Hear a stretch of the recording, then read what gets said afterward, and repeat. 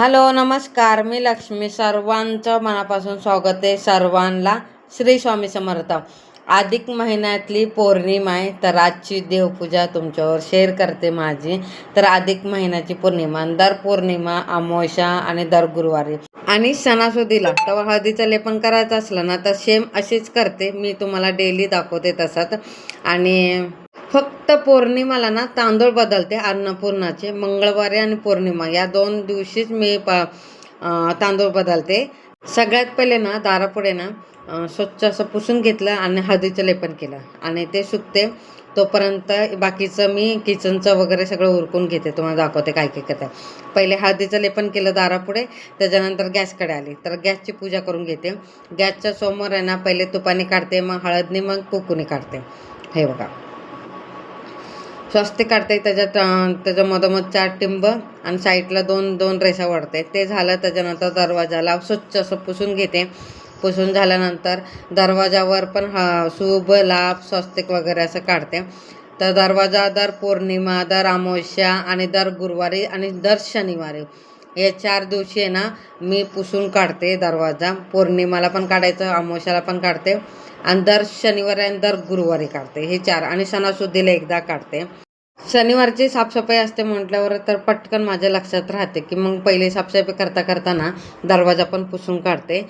दरवाजाला पण ना पहिले हळदीने कुंकुना स्वस्तिक शुभ लाभ हे काढून घेते. दरवाजाचं झाल्यानंतर दारापुढे आता रांगोळी काढते. तोपर्यंत हळदीचं लेपन सुकलं असेल तर रांगोळी काढून घेते. हे बघा, 5 दिवस सोडले ना तर रोजच्या रोज आपल्या दारापुढे ना रांगोळी काढायची म्हणजे काढायचंच.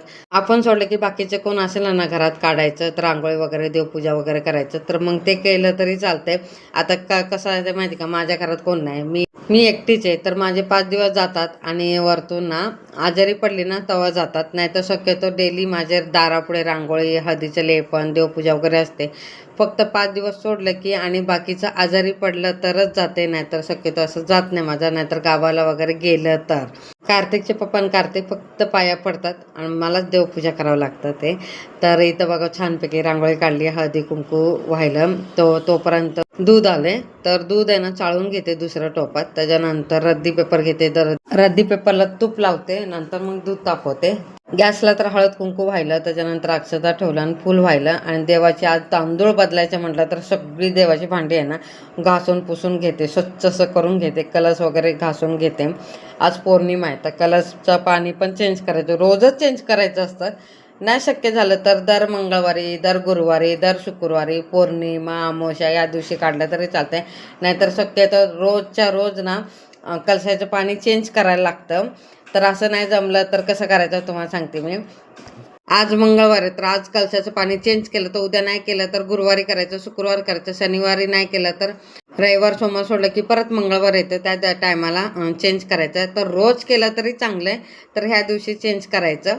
आणि इथं बघा मी कलश तर धुवून घेतलं, दारापुढे वगैरे दिवा वगैरे लावून घेतली, दाराची पूजा केली, त्याच्यानंतर देवघरात आली आणि तांदूळ चेंज करून घेते. हे बघा, तर फक्त ना रुद्रयंत्राला सोडलं की बाकी सगळ्यांना हळदी कुंकू वाहते. तर रुद्रयंत्राला हळदी कुंकू व्हायचं नाही, तर तसंच ठेवायचं कोरडं, म्हणजे हळदी कुंकू न वाहता. आज पौर्णिमा म्हटलं तर शेवटची अधिक महिन्याची पौर्णिमा म्हटलं तर भरपूर अशी सेवा करायची. तर मी काय काय सेवा करते ना ते तुम्हाला संध्याकाळी दाखवते, सांगते. तर कारण की आता देवपूजा करणार तर बाकीचं काम करणार मी. संध्याकाळी सगळं सांगते मी. आज दिवसभरात मी काय काय सेवा करणार आहे आणि काय काय नाही करणार आहे. काय मी स्तोत्र आहे ना श्रवण करणार आहे, काय श्रवण मी पठण करणार आहे.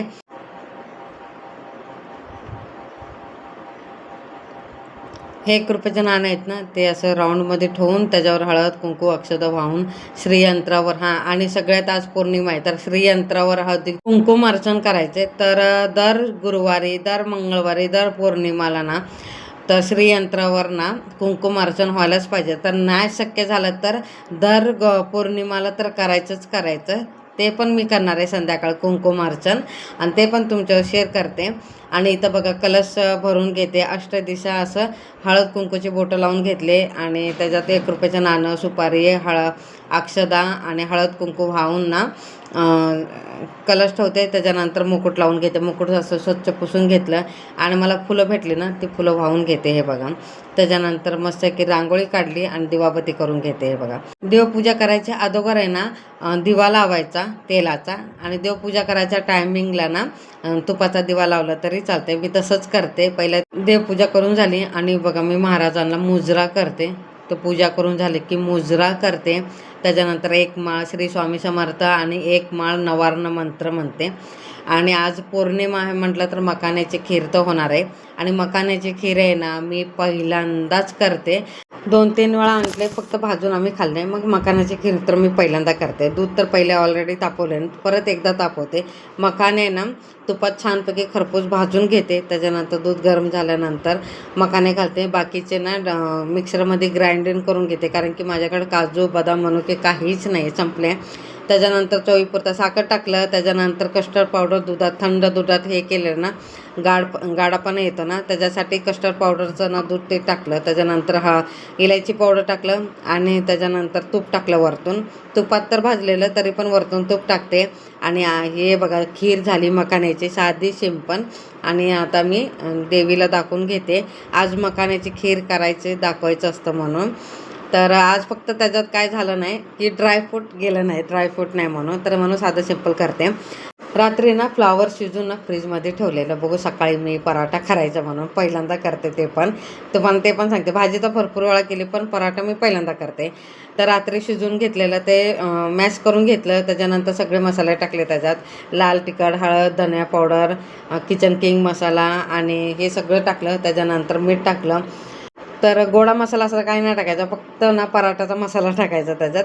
आणि त्याच्यानंतर बघा आमचूर पावडर, चाट मसाला टाकून ना वरतून मस्त की बारीक चिरून कोथिंबीर टाकलं आणि मॅश करून घेतलं आणि बनवते. आणि तुम्हाला सांगते कोबीचा पराठा तो पण पहिल्यांदाच बनवते. आणि मस्तपैकी मॅश करून घेते आणि जाडसर असं पराठा लाटून घेते हे बघा. तर आजची देवपूजा कशी वाटली तुम्हाला मला नक्की कमेंटमध्ये सांगा. मखाणे तर पहिल्यांदा केले आणि ते पण कसे झाले ते पण मला नक्की कमेंटमध्ये सांगा. आणि पराठा बनवते ते पण मला कमेंटमध्ये सांगा, कारण की हे पराठा आणि मखाण्याची खीर आहे ना पहिल्यांदा बनवते मी. मखाण्याची खीर तर देवाला दाखवलं, त्याच्यानंतर स्वामी समर्थांना दाखवलं. त्याच्यानंतर हे पराठा बनवते. पराठा पण ना स्वामी समर्थाला दाखवते. आणि माझ्याकडे काय शिस्त, आम्ही काय खातो काय नाही ते सगळं मी स्वामी समर्थाला रोजच्या रोज दाखवते. सकाळ संध्याकाळी, सकाळचं चाय, दुपारचं जेवण, संध्याकाळचं चाय आणि रात्रीचं जेवण हे सगळं दाखवते. आम्ही बाहेरचं काय विकत आणलेलं ते पण मी स्वामी समर्थाला दाखवते. तर त्यांना ग्रहण करायला देते, मग नंतर आम्ही खातो. तर पटापट पराठा करून घेते आणि ते पण स्वामी समर्थाला दाखवते, मग आम्ही खाऊन घेतो. आजचा व्हिडिओ तुम्हाला आवडला असेल तर लाईक, शेअर, सबस्क्राईब करा सगळ्यांना. श्री स्वामी समर्थ.